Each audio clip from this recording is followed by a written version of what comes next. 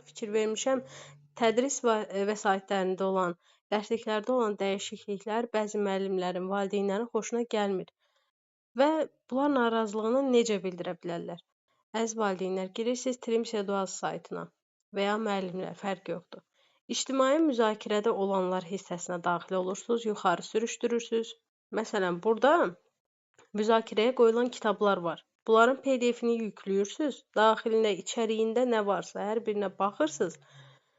Məsələn, mən deyim ki, müəllimin biri riyaziyyat 7-ci sinif 2-ci hissədən narazıdır. Gəlir burada PDF-ə baxır.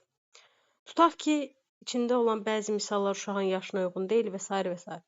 Adınızı, soyadınızı, e-poçt ünvanınızı, telefonunuzu yazırsınız və iradınızı bildirirsiniz və ya təklifiniz varsa, təklifinizi bildirirsiniz.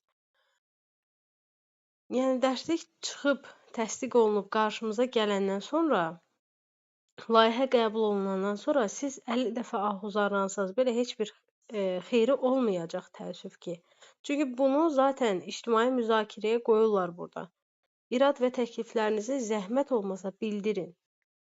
Əziz müəllimlər, əgər riyaziyyat müəllimisinizsə, məsələn, bunun içinə baxa bilərsiniz. Xoşunuza gəlmirsə, iradlarınızı bildirin və ya nə isə əlavə eləmək istəyirsinizsə, təkliflərinizi bildirin.